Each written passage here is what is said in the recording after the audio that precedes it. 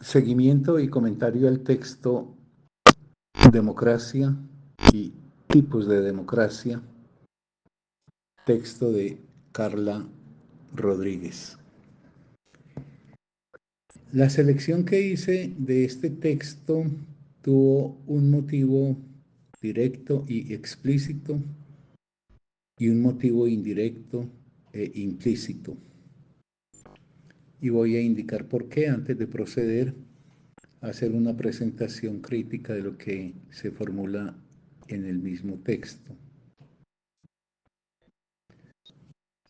La Escuela Política de Formación Ciudadana que hemos constituido apunta, como bien lo dice su propio nombre, a promover un proceso formativo, un proceso de formación en lo atinente a la política y a algunos aspectos de la historia de Colombia que son sustantivos para explicar el tipo de sociedad y el modelo de país y Estado que hemos tenido. Pues bien, un proceso de formación no se reduce únicamente a uno leer y saber qué dicen determinados autores. Un proceso de formación apropiado que habilite a la persona para algo que es muy importante y es poder sostener un camino autoformativo. Esto es, que uno mantenga abierto el deseo del conocimiento y uno haya ido forjando un criterio que le permita dirimir qué cosas lee, qué secuencia de libros establece, que no dependa siempre del ofrecimiento que hagan otros, algunos por ejemplo desde las instituciones académicas, otros desde referencias que terceros les ofrezcan, sino que se cuaje en uno esa capacidad de establecerse unas preguntas propias, hacer búsquedas bibliográficas pertinentes y encauzar en una línea que habrá de seguir con cuidado el camino. Por ende, formarse, repito, no es solamente leer libros o leer textos, es avanzar hacia la dotación de un criterio propio, pero para esa formación es fundamental que quien lee no solamente lea lo que está expuesto, sino cómo está expuesto. Y por ende, apuntale un espíritu crítico. Un espíritu crítico es un espíritu que afectuosamente establece frente a lo que lee una labor que consiste en sopesar la validez que desde el juicio del propio lector tenga ese texto. Un juicio crítico es el que permite formular dónde hay un texto que vale la pena y dónde hay un texto que no la vale. O dónde en un texto que vale la pena hay elementos que es importante recoger para desarrollar o elementos para desechar porque no son significativos. En fin, un espíritu crítico es el que tiene un sedazo por el cual o con el cual establece la valoración fundamentada de aquello que lee.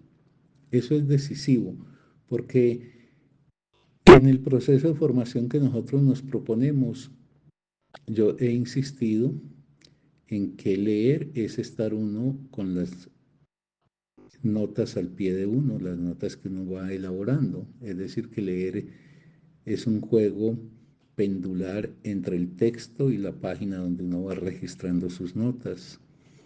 Y ese cuerpo de notas que da testimonio del paso a paso con el cual uno fue siguiendo el texto y pensándolo, ese cuerpo de notas al final proveerá todo un conjunto de elementos con los cuales uno puede finalmente hacer una elaboración que dará expresión a lo que efectivamente uno ha pensado a partir de ese texto, pensamiento que puede contemplar aspectos tomados del texto, aspectos producidos por uno al compás de la lectura y finalmente pues esa especie de síntesis con la cual uno termina y dice, bueno, frente a esta problemática y habida cuenta de esta fuente o de estas fuentes que estudié, esto es lo que he logrado clarificar, esto es aquello que puedo sostener por el momento con fundamento.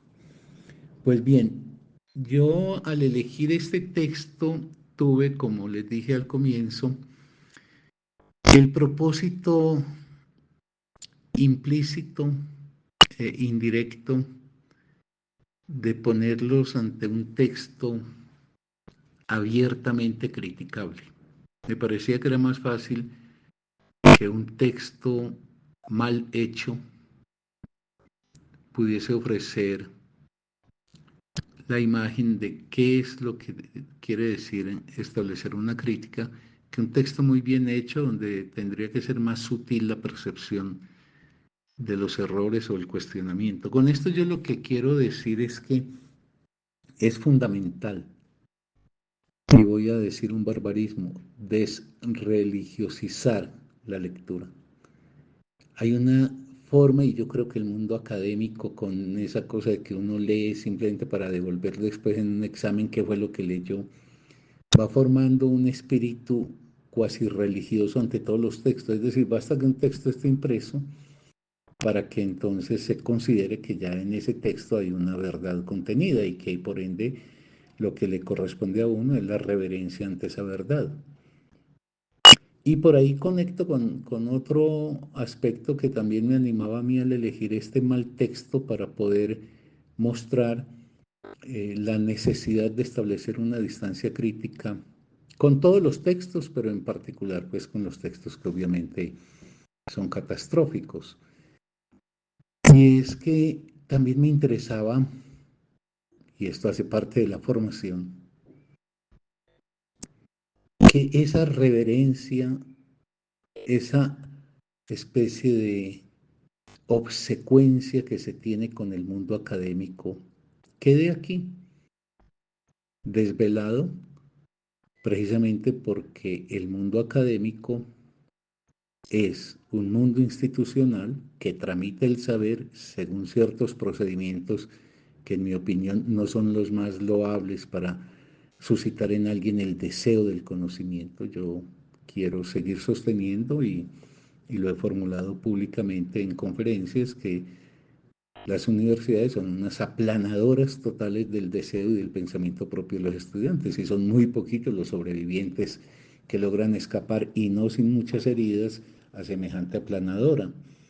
Pero como si eso no fuera suficiente, como si ese daño formativo, me refiero al deseo propio, es decir, a poder uno estar en la línea de buscar en el trabajo de la indagación las cosas que finalmente están emanadas como anhelo pues de búsqueda desde el deseo de uno y poder encauzar en el proceso correspondiente con las preguntas de uno y no con las preguntas que le hagan a uno terceros el camino, como si eso no fuera pues digo yo suficiente, las universidades además y sus miembros con excepciones,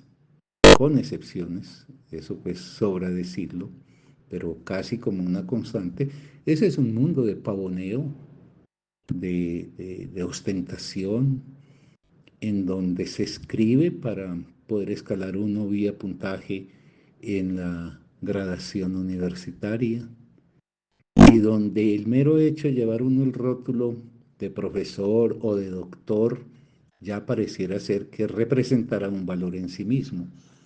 Yo quise también hacer esta crítica institucional, no solamente porque yo creo que el conocimiento tiene otros caminos más fecundos para ser tramitado,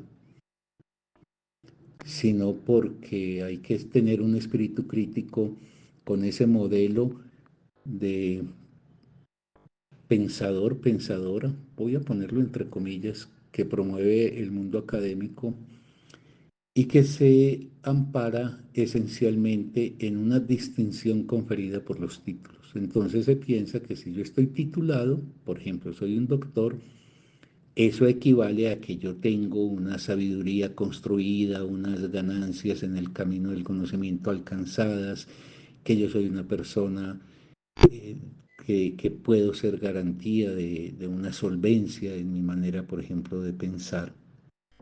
Y por contraparte, que los que no tengan el título, entonces están en nada. Entre los que no tienen título, no parecieran acreditados, y ese es un modelo de poder en esta sociedad, y un modelo de poder muy, muy terrible, que no solamente discrimina a quienes no se incluyan en ese proceso académico, sino que minusvalora el conocimiento que se puede producir por vías alternativas. Y, y ese es un planteamiento completamente erróneo. No se puede asociar títulos con sabiduría. Y las universidades del mundo, no las de Colombia, las del mundo están plagadas de gente cargada de títulos, y por eso lo fastidioso. Uno ve, por ejemplo, al comenzar este artículo de Carla Rodríguez, que media página es para indicarnos pues todas las cosas importantes que ella ha hecho, que tiene este título, que tiene este cargo, etcétera, o en una conferencia, entonces son 10 minutos para presentar eso que llaman pues como la hoja de vida académica o intelectual, cuando finalmente pues el valor de un discurso está en lo que el discurso diga, no en los antecedentes académicos institucionales que tenga una persona. Y, y aquí pues está demostrado, porque este es un artículo de una doctora, y es un artículo que, como lo trataré de reseñar y comentar, es un artículo no malo, pésimo, que muestra no solamente una insuficiencia en el conocimiento teórico, sino unas fallas fundamentales, por ejemplo, en la escritura, en la redacción, en cosas tan elementales como la puntuación. Es decir, aquí lo que hay es el ejemplo de lo que no se debería escribir, pero está escrito, publicado, seguramente a partir de ello con puntaje asignado por una doctora en una institución académica. Esto que yo les formulo en este primer apartado de mi comentario no está de más. Es porque yo creo que también, si queremos avanzar en la construcción de una posición crítica frente al mundo en que vivimos, no solamente hay que cuestionar los textos y no idolatrarlos, no reverenciarlos, no creer que porque están impresos y publicados entonces ya llevan per se un hálito de verdad, sino que también hay que desinstitucionalizar nuestro espíritu, desacademizar nuestra concepción del conocimiento, de la producción del conocimiento y de la relación que tenemos con el conocimiento. A mí no se me escapa que en las universidades hay gente que hace cosas serias, rigurosas, no se me escapa. Pero lo que yo quiero decir es que eso que estas personas serias y rigurosas hacen, lo hacen por su propia condición y aplicación, pero no porque mágicamente la universidad invista a la persona de esas condiciones, de esas calidades para ser, por ejemplo, o un buen escritor o un buen pensador. Por tanto, fue muy consciente de mi parte. Igual he hecho con algunos otros textos, quizás no tan ostensiblemente malos. Pero si me preguntan, ¿y entonces por qué, Carlos, a efecto de un tema tan importante como la democracia, vos ofreces ese texto? Bueno, por un lado, para hacer ese camino de aprendizaje, de cuestionar los títulos y cuestionar lo que viene de las instituciones académicas, para decir, mire, hay cosas también que son malas. Y porque hay elaboraciones del pensamiento por fuera de las instituciones académicas magníficas. Aristóteles no se graduó en ninguna universidad, ni Freud tuvo el psicoanálisis por un título de una universidad. Propuse este texto porque de todas maneras, al plantear mal lo que plantea, obliga a que tengamos que hacer un trabajo por cuenta nuestra, pensar esa problemática. Si uno tiene que señalar cuál es el elemento distintivo de la democracia, lo que es propio de la democracia, sea cual sea el tipo de democracia del que hablemos, habría que decir que es la participación de los ciudadanos. Es el conglomerado de ciudadanos que se pueden individualizar y que tienen el crédito de participantes. Y es una participación de los ciudadanos en lo que concierne con las decisiones relativas al rumbo de la sociedad, una de cuyas formas de participación, pero solamente una forma de participación, es el voto en la escogencia de representantes o en la toma de decisiones frente a alguna pregunta que se formula, como la que se puede hacer en un plebiscito, en un referendo, etc. En síntesis, cuando uno dice democracia y la opone a otras formas, como por ejemplo las dictaduras, las tiranías, etc., está diciendo antes que nada que ese es un modelo de organización de la sociedad en donde los ciudadanos que la integran tienen el derecho en tanto individuos a participar en la decisión de cuál es el camino que ha de seguir la sociedad en su conjunto y en sus diversos aspectos. Es decir, yo participo a efecto de que quien está a cargo o quien estará a cargo del timón del barco en el que vamos todos embarcados, que se llama sociedad, pues nos conduzca al puerto que yo considero más apropiado.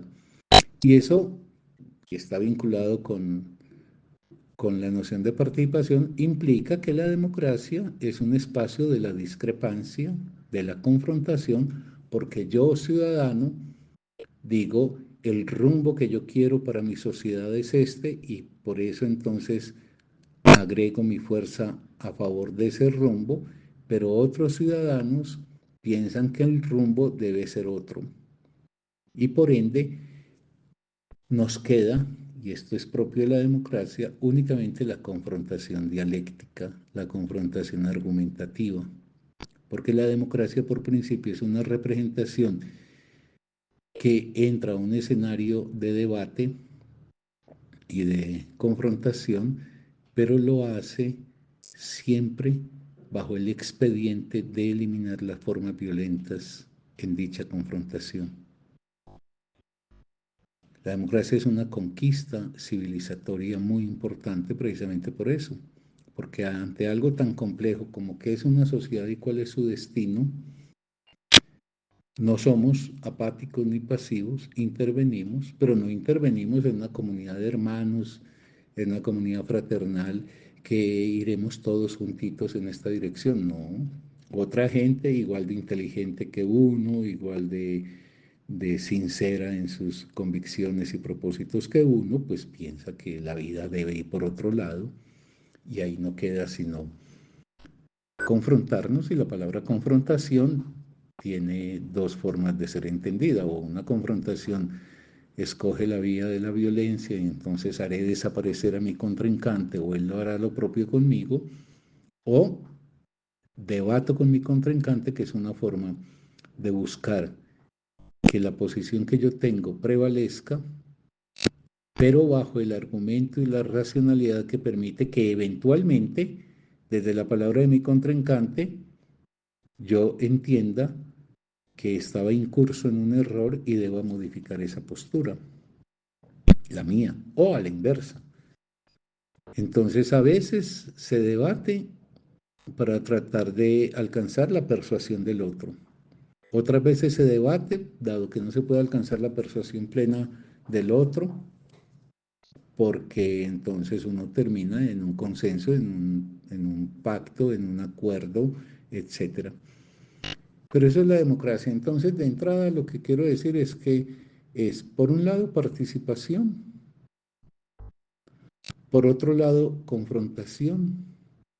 Y por otro lado, que las únicas armas que se tienen en la confrontación son las armas de la racionalidad, es decir, de los argumentos que se ofrecen. Eso es lo primero. Obviamente, la democracia en ese sentido es un ámbito en el que el ciudadano posee, está dotado de unos derechos, por ejemplo, el derecho a ser respetado, el derecho a su palabra, el derecho a organizarse con otros a efecto de defender lo que piensa, y de libertades que no le pueden ser conculcadas. Eso sería lo primero a decir.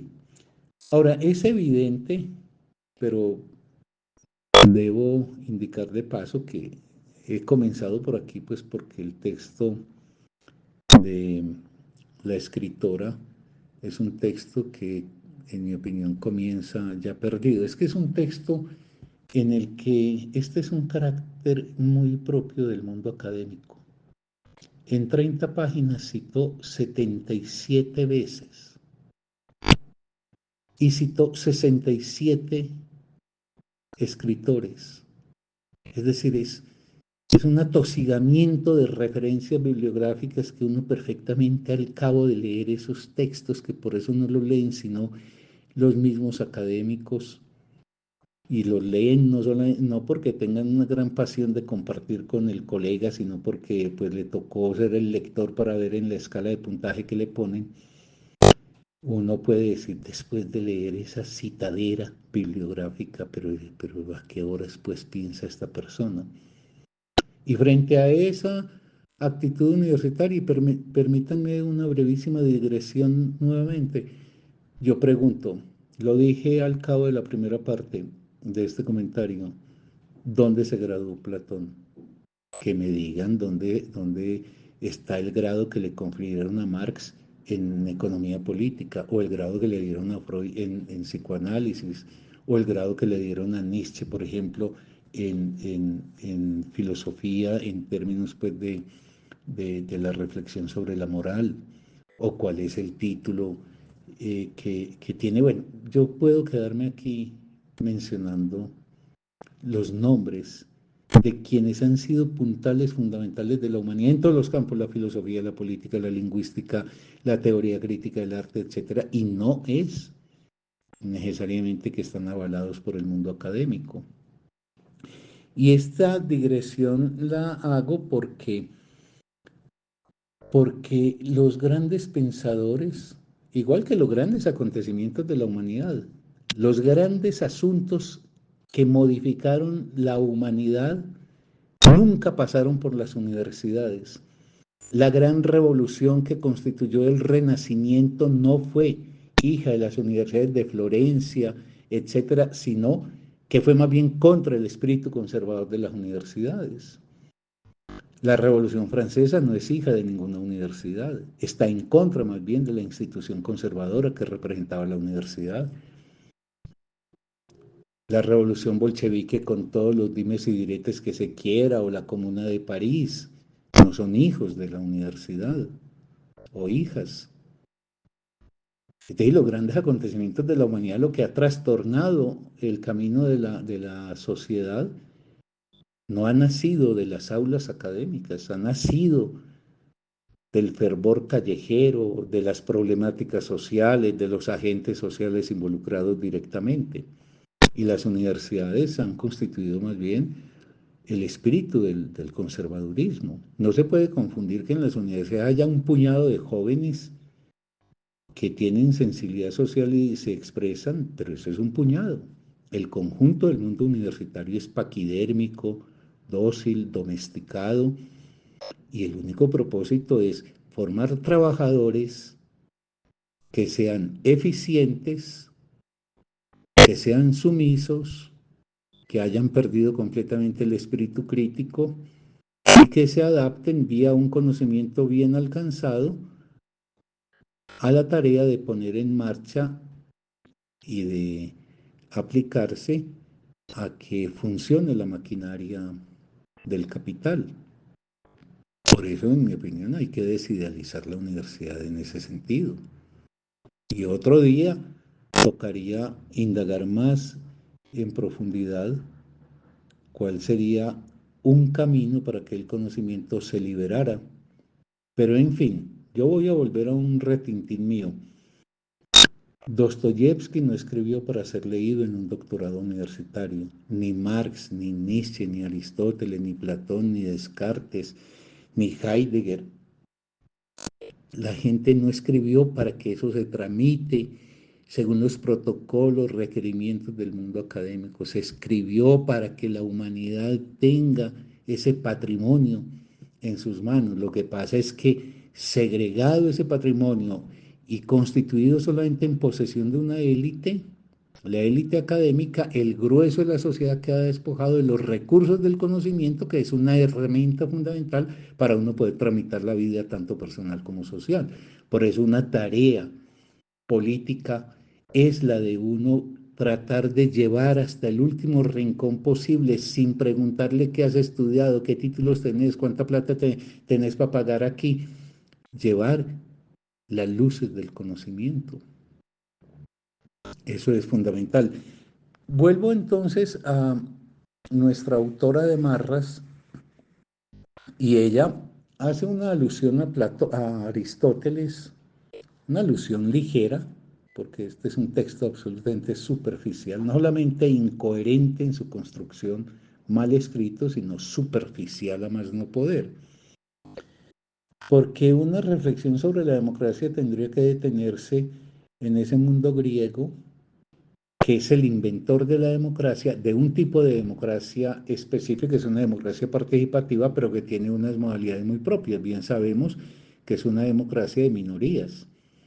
Esa Atenas clásica, la Atenas pues, del siglo V, decía yo en una ocasión anterior, tenía unos 200.000 habitantes, pero solamente libres eran hombres, algunos, no todos, había esclavos, las mujeres no participaban, y los que podían ejercer el papel democrático eran 50.000.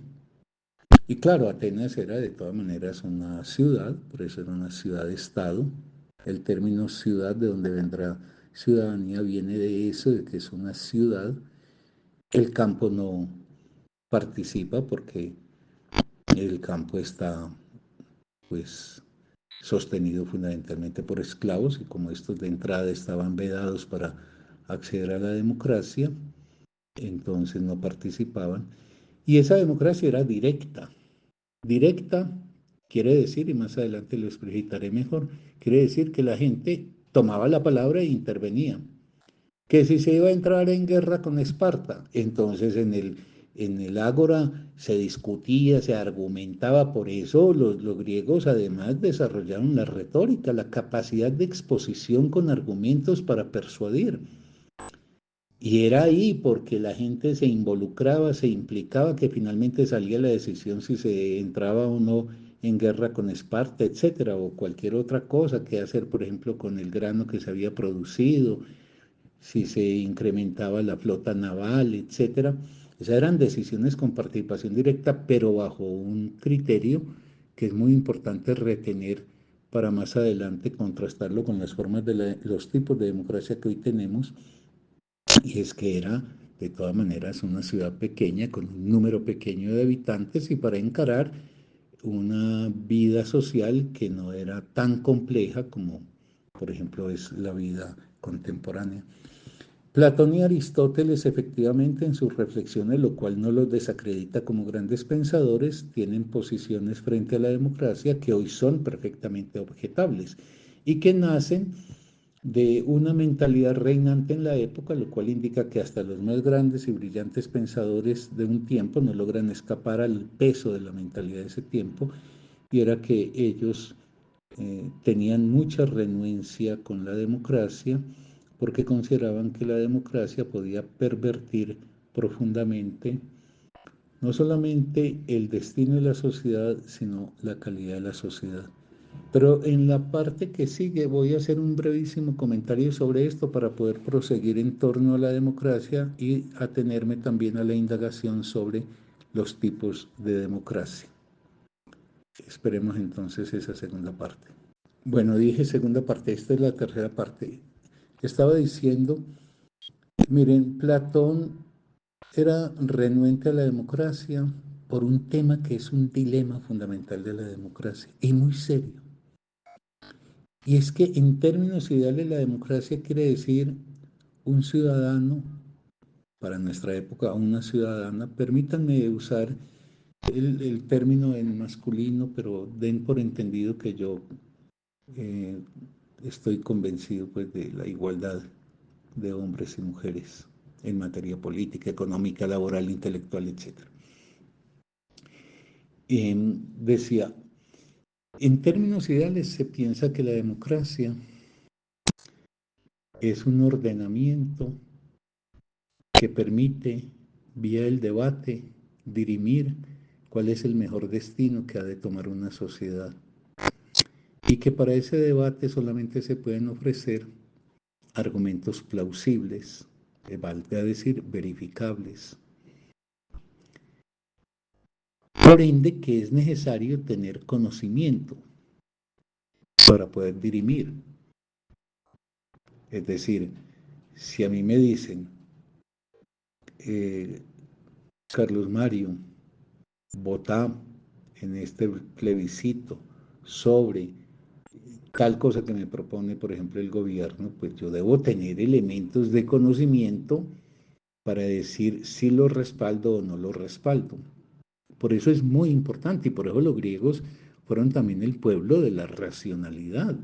Es que la racionalidad no es una palabra maldita, la racionalidad es simplemente que nos podamos ofrecer razones para poder avanzar en la vida. Eso se expresa en las relaciones amorosas, amistosas. Es decir, uno puede tener dos caminos. O enfrenta los problemas desde el emocionalismo ciego, o trata de encontrar las luces de las razones para ver si, considerando al otro tan racional como yo, podemos entonces encontrar qué es lo más convincente. Entonces Platón, fíjense que había lógica en lo de Platón. Lo que pasa es que eso pone la democracia en un dilema y en un asunto que la hace siempre muy dificultosa. Incluso yo diría, siempre con graves peligros de errar, de equivocarse. Y es que Platón esperaría una ciudadanía culta, muy formada. Ese es el ideal. El problema es que ni en Grecia, ni nunca, ni hoy, el grueso de la ciudadanía está muy formado. El grueso de la población, por ejemplo, en el presente, tramita la vida con la ideología que ha bebido desde la infancia y con unas actitudes que en la época nuestra se acentúan cada vez más hacia el emotivismo. Esto parece que a toda hora fuera un partido de fútbol donde uno es fanático de una línea y enfrentado a otra línea fanáticamente, sin que vaya ni venga, por ejemplo, argumento. Eso es lo que nos pasa, por ejemplo, en Colombia.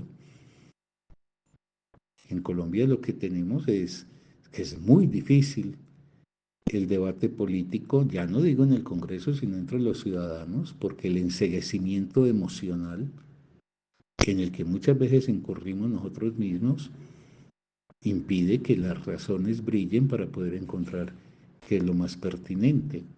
Entonces Platón no estaba desatinado en decir, mire, el problema de la democracia es que la democracia puede poner el rumbo de la sociedad en manos de gente ignorante y por ende que escoja no lo más apropiado, lo más conveniente que se puede demostrar, sino lo que por otras razones emocionales, etcétera, afectivas, opta.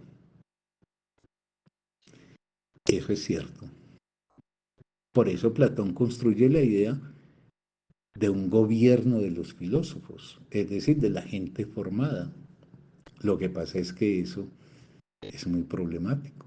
Y la democracia quizás, teniendo razón Platón en su reflexión, pero no en su solución, habría que decir, la democracia es eso, que necesitando un conocimiento para tener mejor asegurado el rumbo que se elige, hay que aceptar la decisión incluso nacida y sostenida desde la ignorancia.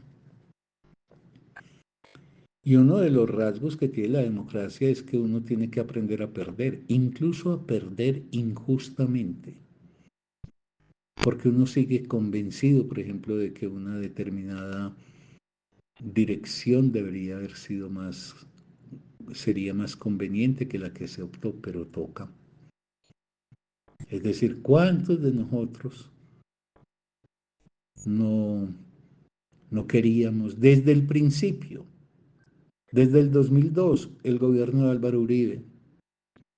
Porque conocíamos ya todos los antecedentes en su alcaldía, en su alcaldía de Medellín, en la Dirección de Aeronáutica Civil y sus turbios negocios con mafiosos, en la gobernación de Antioquia y la promoción del paramilitarismo vía la licitud absoluta que le dio al funcionamiento de las Convivir. Todo eso lo sabíamos de sus concepciones políticas, sabíamos de la reforma que había hecho a la salud, de la reforma laboral, mejor dicho, estábamos absolutamente convencidos de que era lo peor que le podía acaecer a Colombia elegir a ese señor. Bueno, el pueblo colombiano, ¿quiénes? Ah, que la gente ignorante. Bueno, nos toca aceptar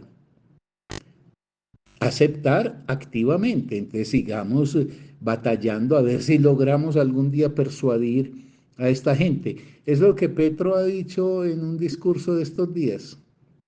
Mire, yo perdí todos los debates, dijo Petro.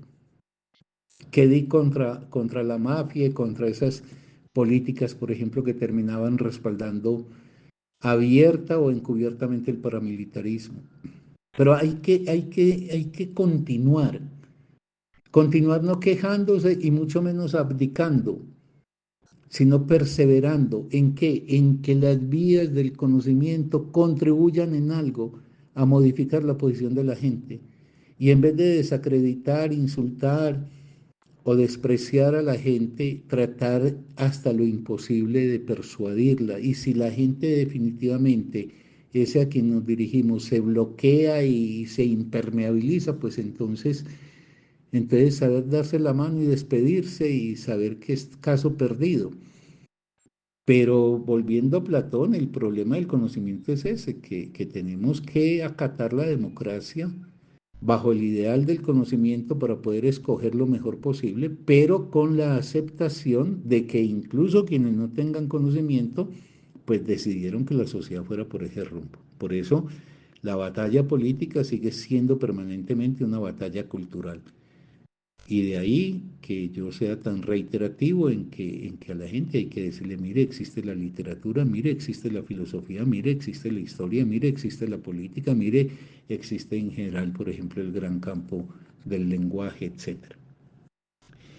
Y del lado de Aristóteles, Aristóteles estaba inmerso también en su época, por eso uno no puede evaluar a estos pensadores porque estemos absolutamente de acuerdo con ellos, sino lo grande que ofrecieron, porque pues uno escribir algo y 2500 años después estar hablando de uno, pues no debió haber dicho dos tonterías. Pero esos grandes pensadores cometen grandes errores. Entonces Aristóteles, por ejemplo, objetaba que la democracia incorporara a los esclavos. Eso realmente pues nunca lo ventiló ningún griego, pero lo decimos desde hoy, pues porque él estaba convencido que había una naturaleza humana que hacía que unos seres fueran como los conductores porque estaban dotados de un espíritu especial de conocimiento y dignidad y otros estaban hechos para trabajar. Esa es una idea que además se sostendrá largo tiempo en la historia, dividir a los seres humanos entre los seres laborantes y los seres intelectivos, etcétera. Esa idea, pues, de Platón dejaba un gran dilema y, y que hicieran prevalecer los ignorantes sus intereses, pues es lo que no quisiéramos que fuera, pero cuando es, De eso se trata y toca aceptarlo. Y ya con Aristóteles sabemos pues de sobra que la esclavitud es una forma absolutamente inhumana y que por fortuna las sociedades han superado esos modelos. Ahora, la autora de este texto que hace un paneo superficial, porque simplemente hace alusiones muchas veces equivocadas de los pensadores, pues evoca en un paso rápido dice que, por ejemplo, alguien como Rousseau apuesta por una democracia deliberativa, en el sentido de que la democracia no debería tener una estructura masiva, sino estar constituida en pequeños grupos para discutir los asuntos que le conciernen. Eso es cierto. Por eso la democracia tiene que tener como varias medidas. Está la gran medida de la democracia, que es el conjunto de la sociedad, el día que nos llaman a elecciones y vamos a elegir, vamos los colombianos y colombianas que estamos acreditados para ello. Eso tiene que, y hemos discutido previamente, ha habido debates televisivos, etcétera. Digámoslo, esa es la democracia en el orden macro, pero esa democracia macro la tendríamos que transmitir hasta lo micro. En todos los niveles de la sociedad debería haber participación democrática, en el sentido de lo dicho, de que el individuo pueda ser partícipe, que tenga el derecho a participar y que luego decida si participa o no, pero que tenga el derecho a participar. Y para tener el derecho a participar, pues tener también los elementos es lo ideal para que su participación sea una participación lúcida. En ese sentido, pues lo que piensa un pensador como Aristóteles, perdón, como Rousseau, no está desatinado. Eh, lo que pasa es que la sociedad no se puede fragmentar para tomar decisiones partecita por partecita, sino que tiene que haber también una integración de las decisiones de la sociedad. Es decir, sería muy importante que en un barrio la gente decidiera en asamblea, mediante deliberación de por medio, si por ahí puede pasar la ruta de un transporte público o no, porque entonces habría que romper quizás un parquecito que tiene.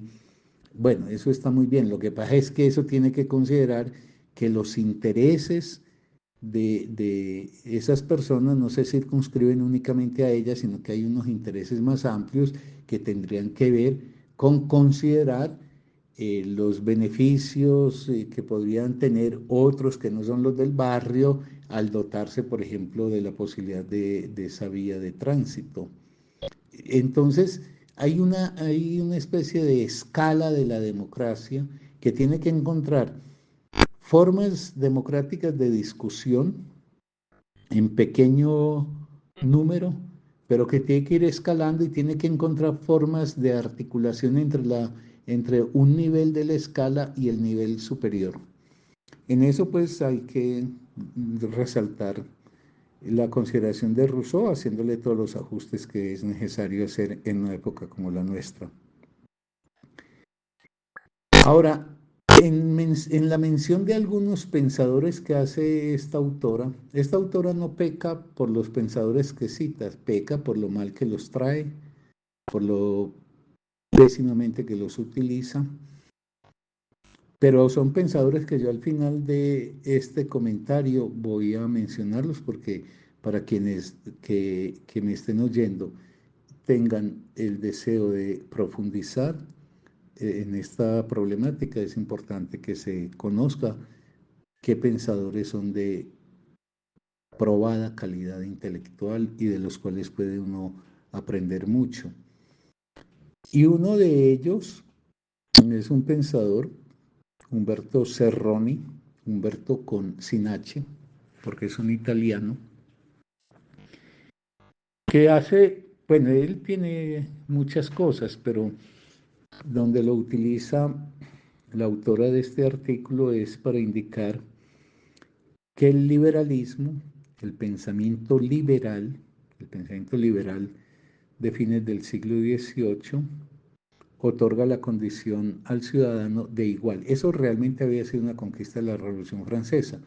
Lo que pasa es que el pensamiento de la burguesía triunfante contra los revolucionarios franceses tuvo que recoger el principio liberal de que el ciudadano tuviese el derecho a participar.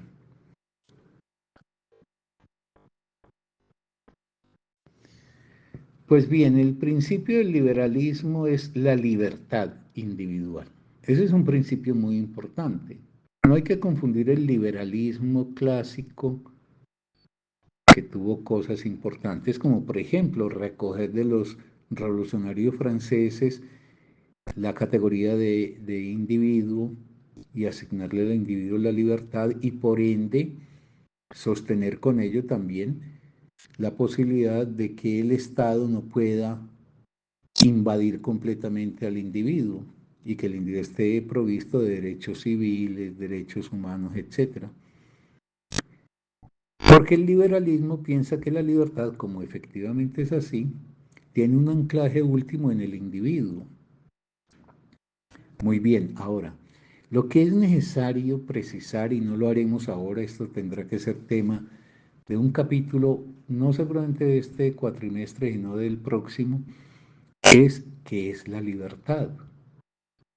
Porque vos usas la palabra, pero ¿qué quiere decir la libertad? ¿Qué se entiende por libertad? ¿Cómo se resuelve el tema de la libertad en función de dos cosas, de las relaciones del individuo con el otro, con el semejante, y las relaciones del individuo, por tanto, con la ley, es decir, con un ordenamiento que prescribe hasta dónde es lícito que uno haga y a partir de lo cual ya no sería lícito? Es decir, no hay una contraposición categórica entre individuo y ley. Lo que hay es una contraposición contra leyes injustas, pero la ley es condición sine qua non de la existencia de la comunidad humana. Eso pues está en el ABC de la sociología. Eso lo formulaba Freud en Totem y Tabú, es decir, hay un momento donde hay que instaurar un orden simbólico para evitar que los seres humanos nos destruyamos. Eso no solamente lo dice Freud, eso lo dice Hobbes, eso es muy antiguo, eso está incluso en los griegos. La ley es constituyente de la condición humana. La libertad no es lo que desborda y elimina la ley. La ley es la condición para el ejercicio de la libertad, dependiendo de qué ley. Por eso lo que hay que discutir es qué leyes, no soñar con que vamos a destruir la ley.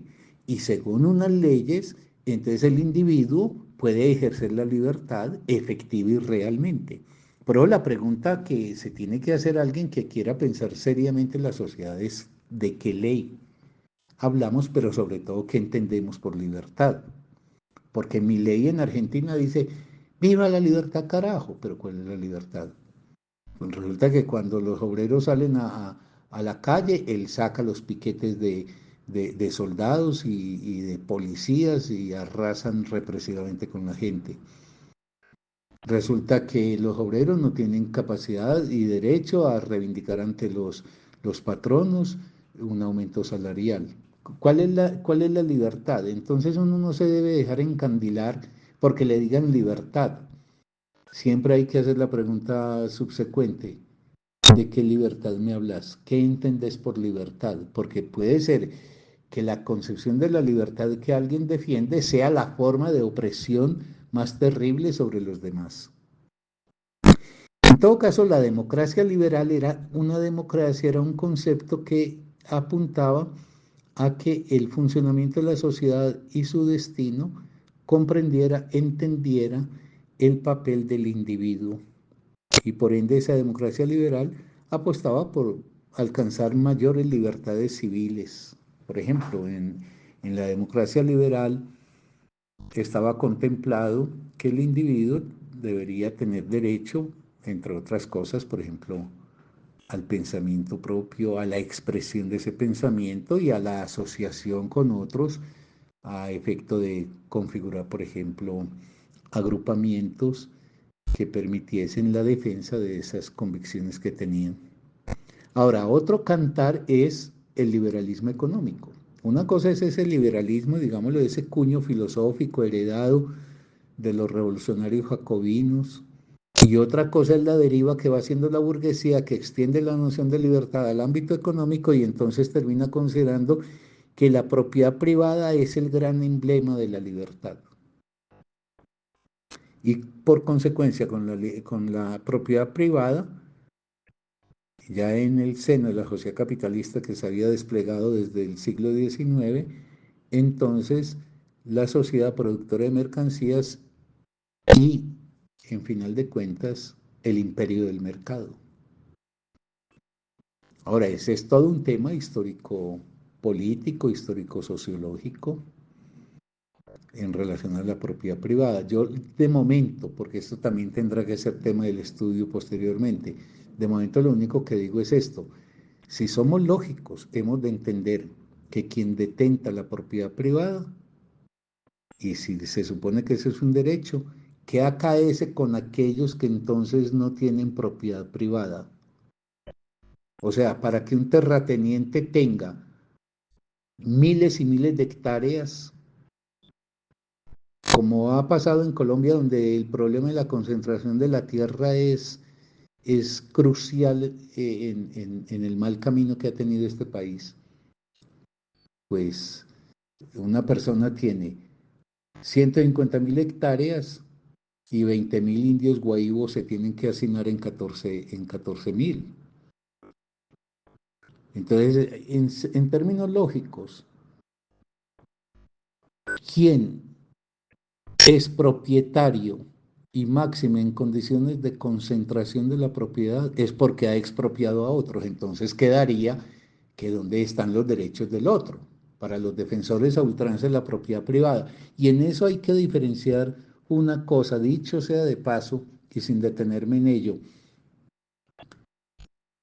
Cuando se objeta la propiedad privada, no se objeta la propiedad que yo tengo sobre este escritorio en el que estoy, o sobre la ropa que tengo, o sobre la casita en que vivo. Se trata de la propiedad privada sobre los grandes medios de producción, de los cuales depende la vida de la gente, la producción de la energía, la producción fabril, etcétera, de los cuales depende la vida del conjunto de la sociedad. Entonces, ha habido una concepción que dice, mire, respetando la propiedad y posesión de cosas de las que tienen que ver con la vida cotidiana, etcétera, pensemos en el problema de la propiedad sobre los grandes medios de producción que, asumidos por manos privadas, expropian al conjunto restante de la población o disponen de esos medios de producción para unas condiciones onerosas para el resto de la sociedad en términos de los precios, por ejemplo, etcétera, etcétera. Y ese es el principio a partir del cual se genera la forma de concentración creciente del capital y ese fenómeno sociológico que hoy tenemos y que es indiscutible de que cada vez hay ricos, más poderosos, con unas fortunas que ya son inverosímiles, y gente más pauperizada, o en todo caso gente que para el tenor de nuestra época está muy por debajo de las posibilidades de hacer una vida grata y digna. Por eso no hay que confundir el liberalismo en su acepción de pensamiento filosófico con el liberalismo económico que empezó a acuñar la burguesía para poder legitimar esa forma de concebir la sociedad por la cual piensa que una minoría de propietarios están en el ejercicio de un derecho humano. No hay ninguna negación de la libertad individual donde no existan propiedad privada sobre los grandes medios de producción, ni hay negación de la libertad donde las lógicas de funcionamiento de la sociedad, por ejemplo, en la producción, distribución y consumo, no se rijan por el mercado. La libertad en ese sentido, es importante decirlo, pues, debe ser examinada.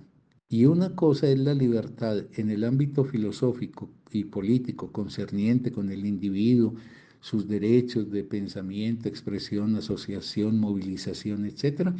Y otra cosa, ese, ese engendro de libertad que fue concibiendo una deriva política del liberalismo que terminó por legitimar la propiedad privada sobre los grandes medios de producción. Yo soy reiterativo, grandes medios de producción.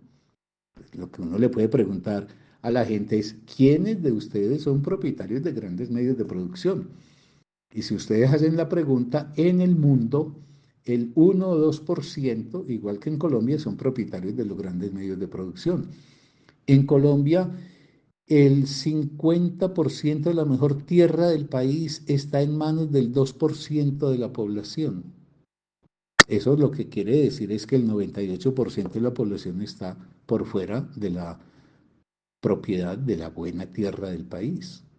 Y por eso cuando se habla de una reforma agraria, se habla de una reforma que conciba al conjunto de los campesinos y no a la minoría de terratenientes.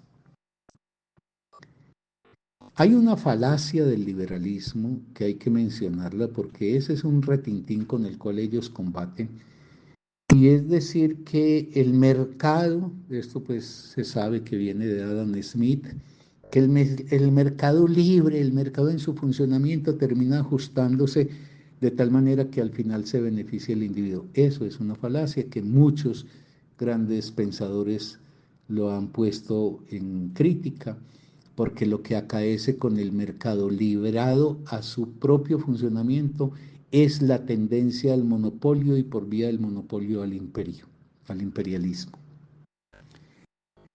Otro escritor que menciona, que es un pensador burgués, pero un pensador muy inteligente, es Giovanni Sartori, y lo trae a mención para indicar que en Sartori está presente el tema de la democracia en su acepción social. Y entonces ahí la democracia concierne con la igualdad. Fíjense ustedes que la bandera revolucionaria de los jacobinos franceses era libertad, igualdad, fraternidad, que hoy la decimos nosotros solidaridad. Y entonces tenemos que el principio liberal reivindica la libertad, esa por la que lucharon los jacobinos. Obviamente la libertad ya en un modelo que es el modelo que le va a trazar la concepción, digamos, burguesa hasta derivar a lo de la propiedad privada. Pero de otro lado, se empieza a reivindicar también la igualdad. La democracia debe considerar a los seres humanos iguales en su participación, en el derecho pues a la participación, en el derecho a realizar su vida. La palabra igualdad no quiere decir semejanza.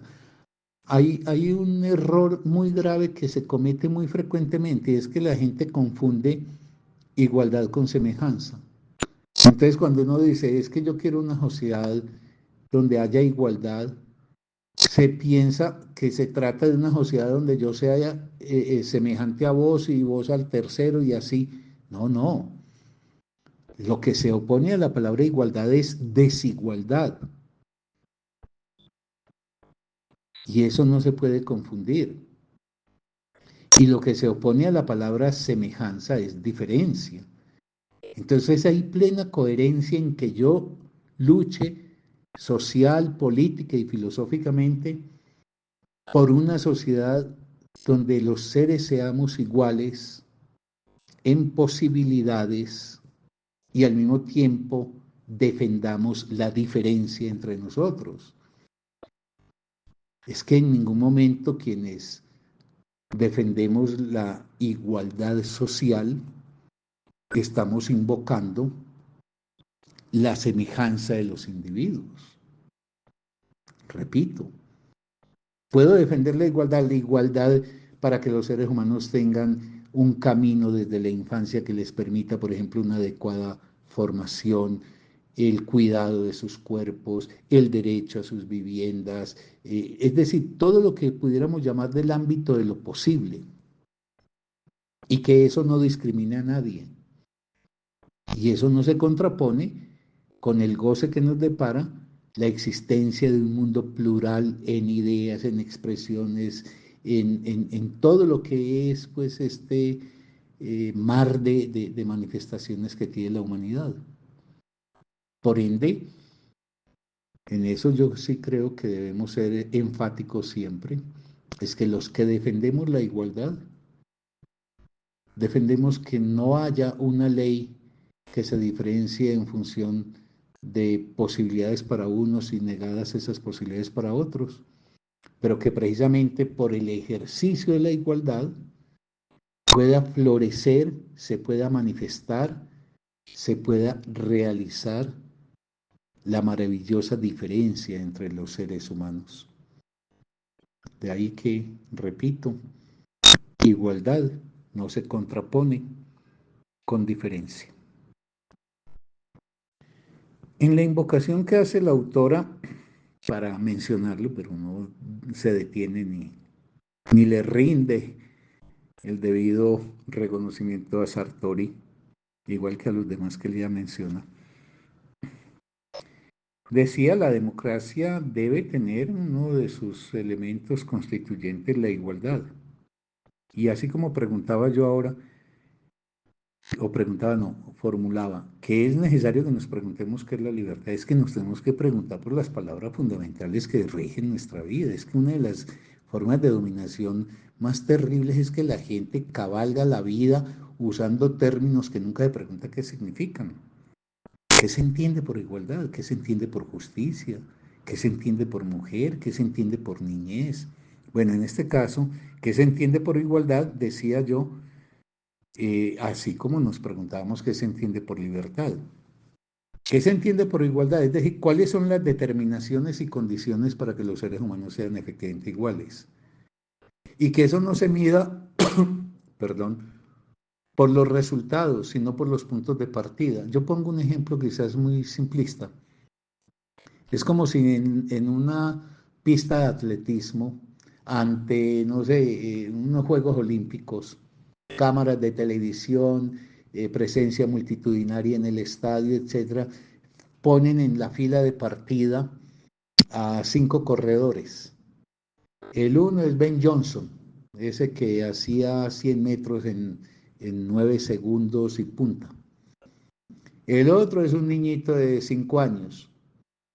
El otro es un discapacitado que perdió una pierna, está amputado. El otro es un anciano. Y el otro es un hombre obeso o una mujer obesa. Y entonces está el juez para dar la partida, hace el pistoletazo y salen los 5 corredores.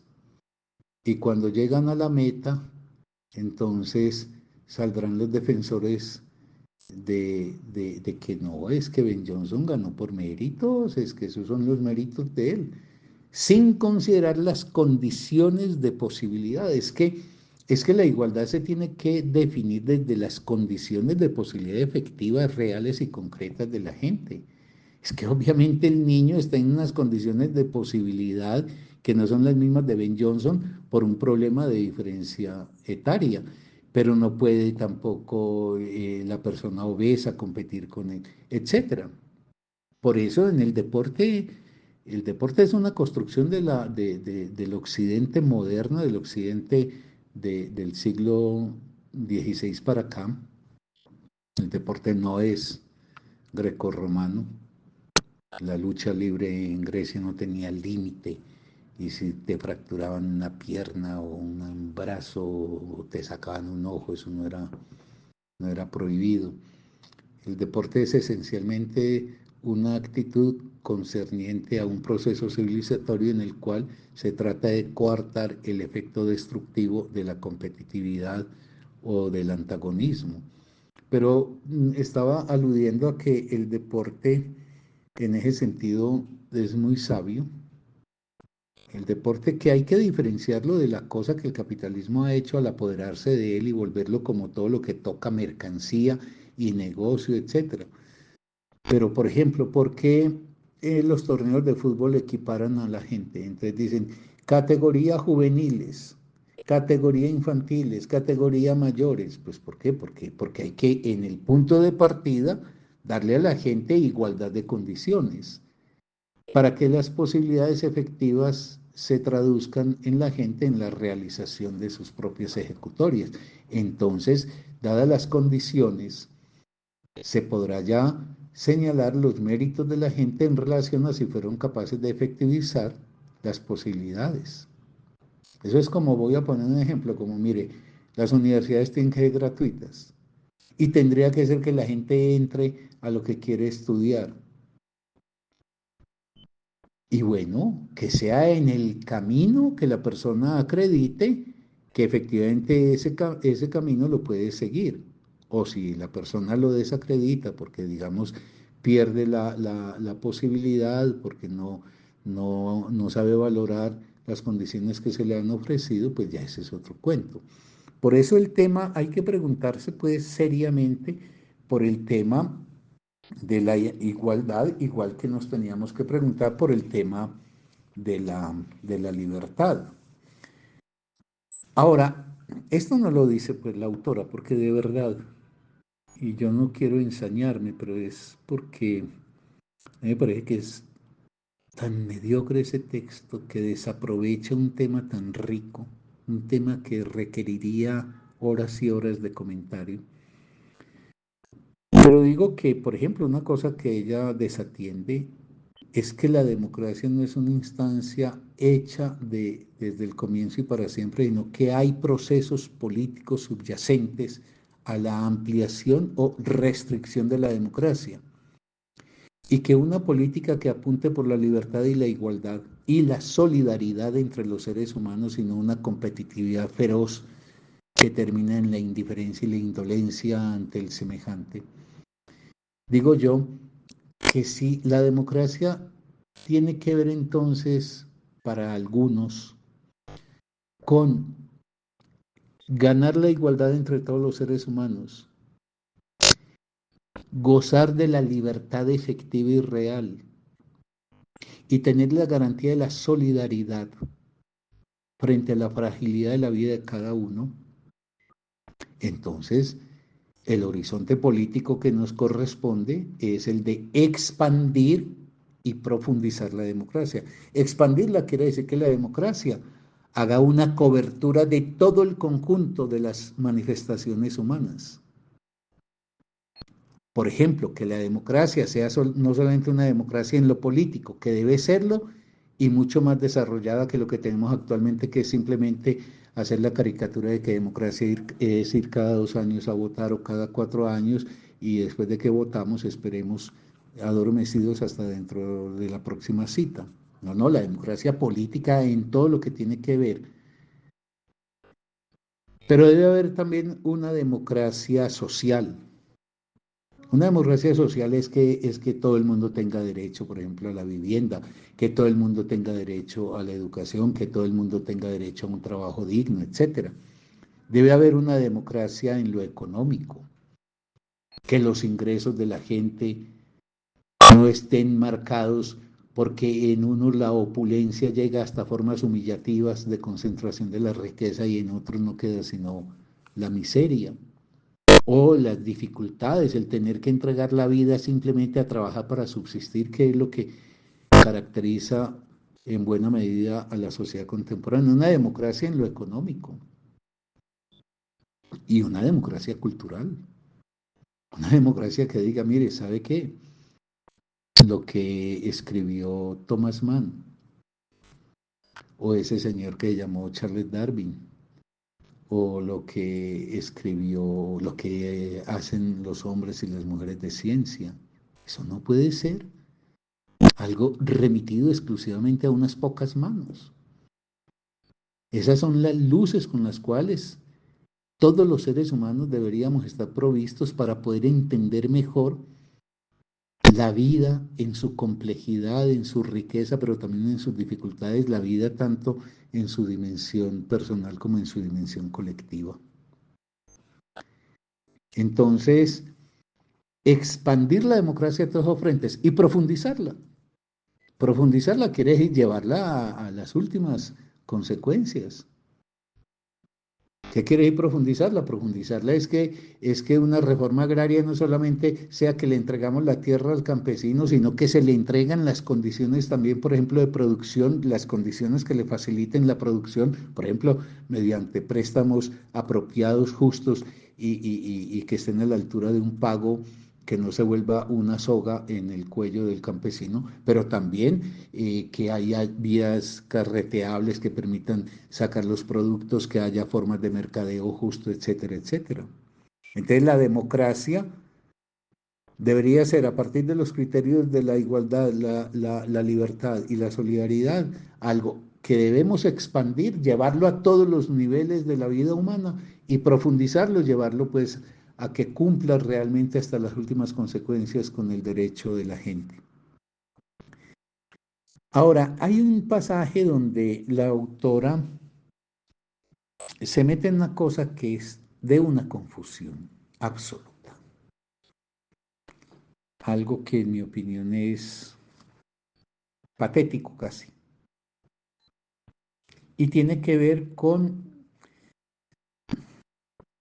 los adjetivos que ella le pone al sustantivo democracia, porque es como, de ella empieza a hablar de democracia a partir, bueno, empieza a hacer un listado de democracias que uno termina pues diciendo, esta señora, con todo el respeto debido, está tan confundida y nos confunde tanto que finalmente esto, en lugar de darnos una claridad, es un verdadero galimatías. Y es un galimatías en su exposición, porque en mi opinión es un galimatías que ella tiene en su cabeza. Y voy a proceder a sustentar eso. Pero previamente permítanme una metáfora en relación a por qué hay que valorar la política y hay que librar una lucha para que la gente entienda que la política le concierne. Y no solamente le concierne porque lo afecta a él en lo personal, sino porque tenemos que elevar también la mirada y la sensibilidad de decir, es porque también afecta al otro. Es que una política que dice que es perfectamente viable y permisible que una minoría de 2% detenten la mejor tierra del país y que en lugar de una familia prefieren tener una vaca pastando, inutilizando incluso productivamente, por ejemplo, para el dominio agrícola esa tierra, que, que eso se formule y que el grueso restante entonces quede excluido del usufructo de esa tierra, que haya una concepción política de esas, eso no solamente le incumbe a uno si soy campesino, sino que me incumbe porque hay campesinos. O es que en la vida lo único que me importa es lo que a mí me toca. O sea que si yo tengo una vida más o menos, digamos, salvaguardada en sus condiciones fundamentales, me tiene por completo desentendido qué pasa con otros. Ahí hay una crisis cultural muy brava, porque es que yo creo que la cultura lo que nos permite es también reconocernos, identificarnos mutuamente como humanos y en ese sentido solidarizarnos con la humanidad a partir de esa identificación que tenemos. Yo no tengo que ser un campesino para poder luchar, por ejemplo, por el derecho de los campesinos a la tierra. Yo no tengo que ser un desplazado para luchar contra la infamia del desplazamiento que un terrible gobernante promovió a través del uso de las fuerzas legales del Estado para semejantes atrocidades que hicieron. La metáfora que yo recuerdo que en mi juventud me inventé un día conversando con un amigo que me decía que a él la política lo tenía sin interés alguno. Yo recuerdo, y lo recuerdo porque esa imagen que yo me inventé ahí hablando con él, después se quedó para mí como una forma de indicar por qué la importancia de la política es una importancia para todos los que integramos una sociedad. La metáfora mía es que la sociedad es como un barco que se encuentra en alta mar y que lo que pase en ese barco, el rumbo que tome ese barco, las condiciones de garantía que vaya teniendo ese barco en su tránsito, pues me afectan a mí por más que yo esté en mi camarote individual, un camarote muy bien tenido, muy bien cuidado, limpio, etcétera, y vivo maravillosamente, pero resulta que si allá en la cubierta están haciendo una fiestononona, que están levantando los tablones de la cubierta para hacer una fogata, etcétera, etcétera, pues bueno, cuando alguien me llama, y me dice, Carlos, vení que aquí hay un problema, yo no puedo decir, no, no, no, yo estoy en mi camarote, es que lo mío está muy bien, de allá que se las arreglen, porque si ese barco zozobra, no solamente zozobran los que hicieron la fiesta, sino que zozobramos también los que estamos en nuestro respectivo camarotico. Pero además, porque es necesario saber quiénes capitanean ese barco para saber que nos lleven realmente a buen puerto y no nos lleven, por ejemplo, a encallar por su incapacidad. En esta última parte yo quiero poner un poquito de orden en lo que califiqué de galimatías, que termina apoderándose pues del texto de referencia. Y yo decía, la autora confunde porque es que le ponen un adjetivo al sustantivo democracia y entre eso se vuelve, parece, una serie infinita de democracias y eso no es así. Yo le voy a poner un esquema ordenador y es, por un lado, tenemos el concepto de democracia. ¿Qué es la democracia? Ya hemos hablado a lo largo, o he hablado ya a lo largo de esta reflexión de eso. ¿Qué es la democracia? Una cosa es qué es la democracia. Otra cosa son los tipos de democracia. Otra cosa son los marcos de la democracia. Otra más son los mecanismos de ella y otra los procedimientos. Pero eso no quiere decir que hay democracias al infinito, porque es que aquí se confunde, en este texto se confunde muchas veces mecanismos de democracia o procedimientos de democracia con tipos de democracia. Entonces, a efecto de aclarar eso, yo diré, el concepto ya está más o menos esbozado en lo que dije anteriormente. ¿Qué es la democracia, por ejemplo? ¿Por qué se diferencia de una tiranía, de una dictadura, de un régimen autoritario, etcétera? Ahora, los tipos de democracia. Los tipos de democracia no son sin fin, son una democracia directa, una democracia indirecta y una democracia que se suele llamar mixta. ¿Qué es una democracia directa? Es la democracia en donde el ciudadano interviene en forma directa en el trámite y decisión de las cosas que le conciernen. Una democracia indirecta es una democracia que no se puede ejecutar por relación directa de cada ciudadano y entonces es menester elegir representantes que en ciertos organismos deliberen en torno al problema que sea, bajo la garantía, es lo que se espera, que el representante efectivamente lleve la vocería de aquellos a quienes representa. Y hay una democracia mixta, es una democracia como por ejemplo las contemporáneas, que reclaman simultáneamente que en algunos aspectos haya manifestación directa de los ciudadanos y en otros manifestación indirecta a través de la representación. Manifestación directa, si me convocan a un plebiscito, soy yo y no nombramos representantes de nosotros, sino que va uno y directamente y dice, aunque ahí no hay deliberación por parte del ciudadano, sino que el ciudadano dice sí o no, pero entonces en forma directa. Forma indirecta, hombre, que tenemos que nombrar concejales, eh, congresistas, etcétera, para que se planteen la complejidad de problemas que tiene una sociedad.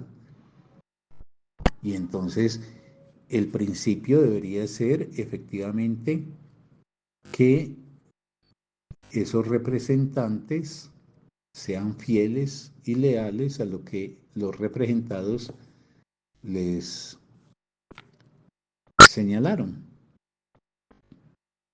Entonces hay ocasiones pues en una sociedad en donde la democracia se expresa en forma directa y en forma indirecta. Eso de quienes reclaman que la democracia fuese en todo un ejercicio de participación directa, pues se equivocan porque pues es la trama tan compleja de las sociedades contemporáneas, el conocimiento tan inmenso que se requiere para entender, por ejemplo, un país. Por ejemplo, una de las cosas que a mí me parece asombrosa y lo quiero poner pues a manera de ejemplo, es el conocimiento que tiene Gustavo Petro del país. Si está en el Cauca, está hablando de los cañones, pues, de los accidentes geográficos, de los ríos, conoce las comunidades. Pues, es decir, eso es una cosa complicadísima. Si a mí me preguntan, hey, Carlos Mario, entonces vos vas a participar directamente para resolver el problema, por ejemplo, de unos indígenas del Cauca o de los habitantes de los litorales, del litoral pacífico colombiano, pues, es decir, yo desconozco eso. Por ende, cualquier intervención que yo haga será una intervención errática. Me corresponde, en gracia de honestidad, tratar de elegir el mejor representante que vaya al Congreso o el mejor presidente que tenga realmente no solamente un conocimiento que es fundamental, sino también una posición honorable que le permita ser alguien que en forma honrada respalde eso para lo cual yo y otros ciudadanos lo elegimos. Entonces, en general, y por eso lo que se llama democracia participativa tiene que ver con la posibilidad en ocasiones de intervenir, eso está muy bien. Hombre, que en el edificio en que yo vivo llaman a una asamblea de habitantes del edificio, pues está muy bien ir, participar, discutir si vamos a hacer estas reformas, si no vamos a hacer esta reforma, y soy un participante directo. Y en otras cosas de la sociedad, hasta donde alcance la posibilidad de ser participante directo, pero aceptando, repito, que por lo multitudinarias que son las sociedades contemporáneas y lo inmensamente compleja de la vida de estas sociedades, es menester tener representantes que en número pequeño representen a grandes números, solo que ahí la cultura política, la educación política lo debe llevar a uno, ojalá por vía del conocimiento, a dirimir efectivamente quién está no solamente en posesión de un saber, sino en posesión de una honestidad para ser fiel a la representación que le delegamos y la defensa de las cosas que se podrían considerar más favorables entonces para el país. Otra cosa es el marco de la Constitución.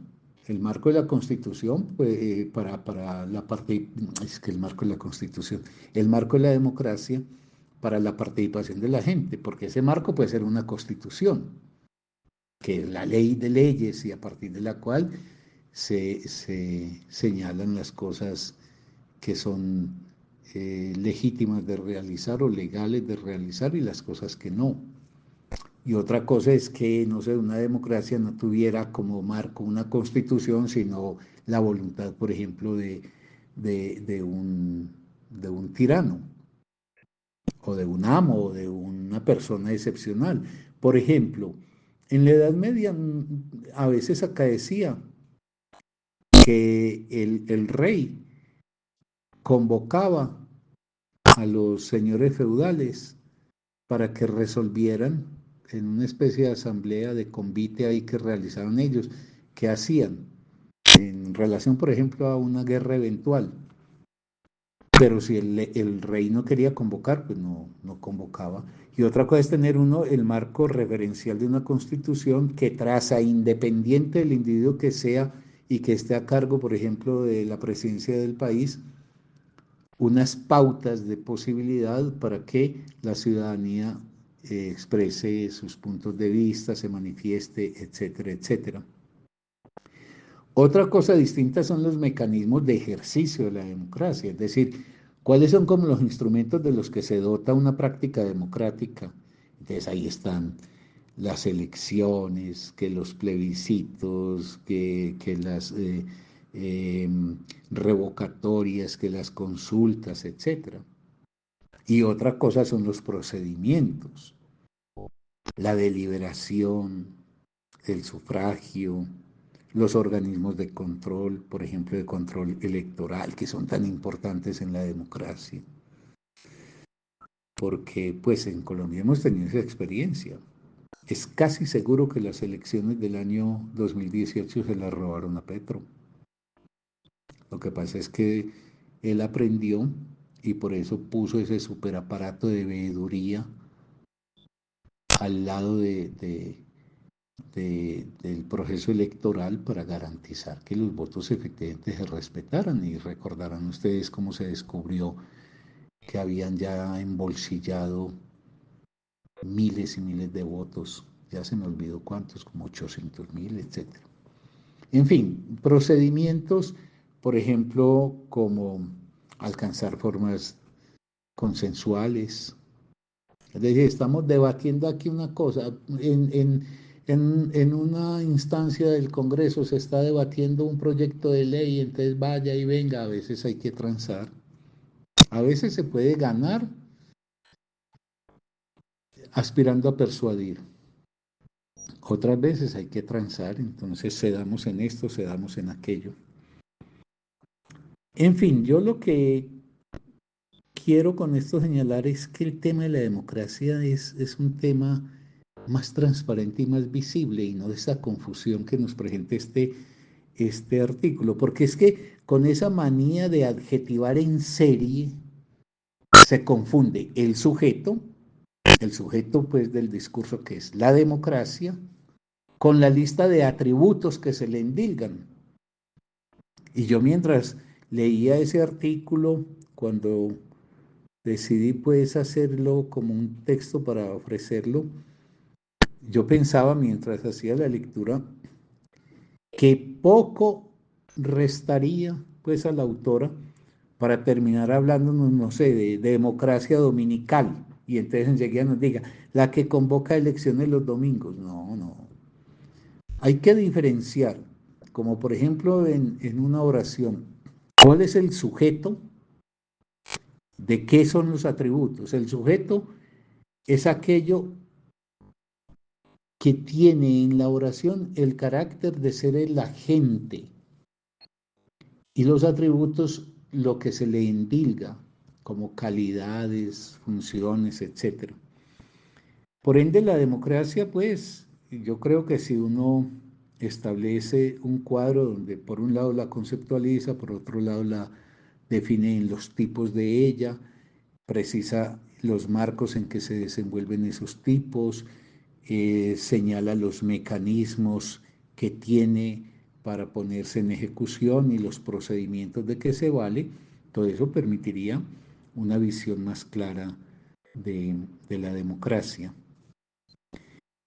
Y para terminar, pues yo creo que el final de ese artículo es consecuente con lo que fue el comienzo y el avanzar del mismo, es decir, catastrófico. Porque cuando habla de los problemas de las democracias latinoamericanas, primero comienza por lo que es un verdadero sofisma, plantear que hay una relación entre riqueza del país y democracia. Eso es una falacia, pues yo creo que a eso no hay que perderle mucho tiempo. No es cierta la relación país rico-democracia. Hay países ricos no democráticos, hay países democráticos no ricos.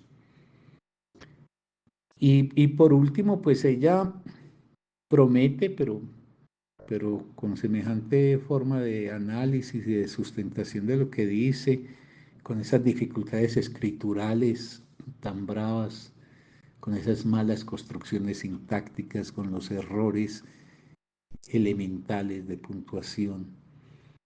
No es posible, pues, que nos prometió hablar de una cosa tan importante como la transición a la democracia en México, que era para un lector interesado muy importante porque México es un país paradigmático en su fervor revolucionario, por ejemplo, en la Revolución Mexicana de comienzos del 20, pero luego en la postración mexicana en una de las formas de poder más lamentables y terribles de dictaduras más onerosas como fue la que durante tantísimos años hizo el PRI, 70 o más años, pero que luego hubo un periodo que si bien el PRI no estaba en forma directa, el Partido Revolucionario Institucional, que de revolucionario no tenía nada, eh, que tuvo un periodo de infamia subsecuente, pero hasta pues que finalmente, digámoslo, alguna lucecita aparece cuando finalmente triunfa AMLO. Pero bueno, eso era lo que era de esperar, que se hiciera un análisis de México y de ese proceso para poder aprender nosotros también de cómo es posible zafarnos de formas tiránicas que nos han dominado, pero infortunadamente la autora estuvo a la altura suya, es decir, en muy poquitito.